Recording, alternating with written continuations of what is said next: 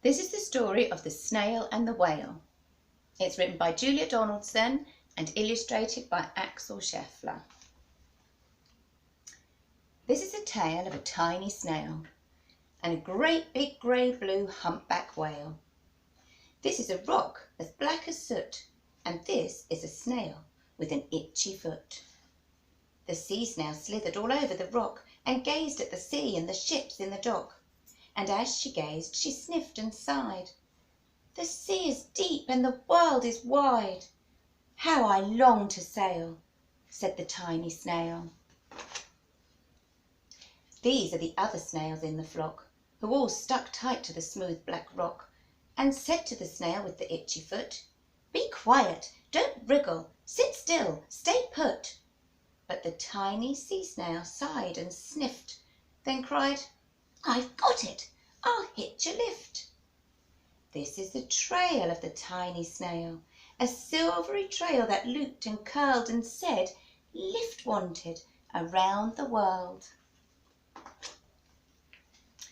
This is the whale who came one night, when the tide was high and the stars were bright, a humpback whale immensely long, who sang to the snail a wonderful song of shimmering ice and coral caves and shooting stars and enormous waves.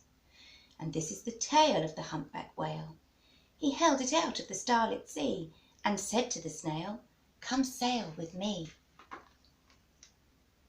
This is the sea, so wild and free, that carried the whale and the snail on his tail to towering icebergs and far-off lands, with fiery mountains and golden sands.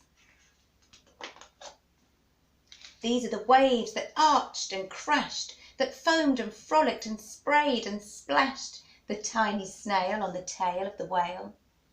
These are the caves beneath the waves, where stripy fish with feathery fins and sharks with hideous toothy grins swam round the whale and the snail on his tail.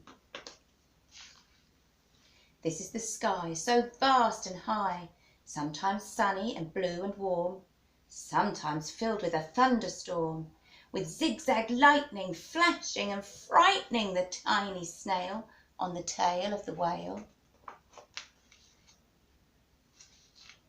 And she gazed at the sky and the sea and the land and the waves and the caves and the golden sand. She gazed and gazed, amazed by it all, and she said to the whale, "I feel so small." But then came the day when the whale lost his way. These are the speedboats running a race, zigging and zooming all over the place, upsetting the whale with their ear-splitting roar, making him swim too close to the shore. This is the tide slipping away, and this is the whale lying beached on the bay. "Quick, off the sand, back to sea!" cried the snail.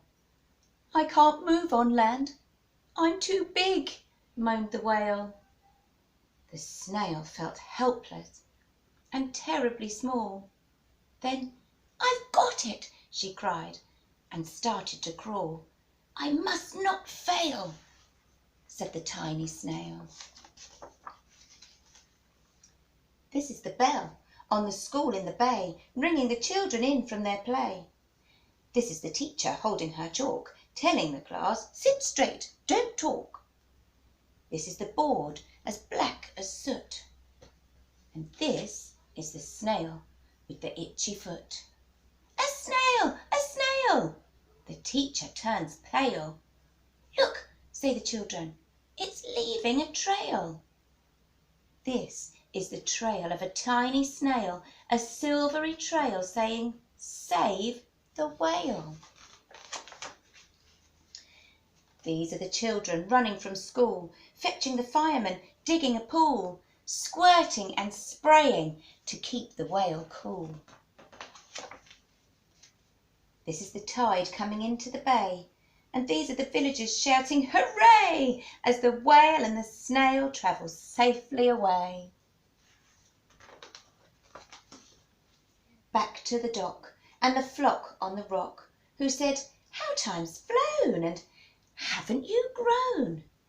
And the whale and the snail told their wonderful tale of shimmering ice and coral caves, and shooting stars and enormous waves, and of how the snail, so small and frail, with her looping, curling, silvery trail, saved the life of the humpback whale.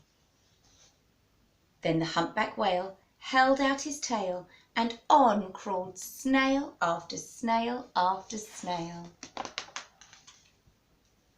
And they sang to the sea as they all set sail on the tail of the grey-blue humpback whale. And that's the end.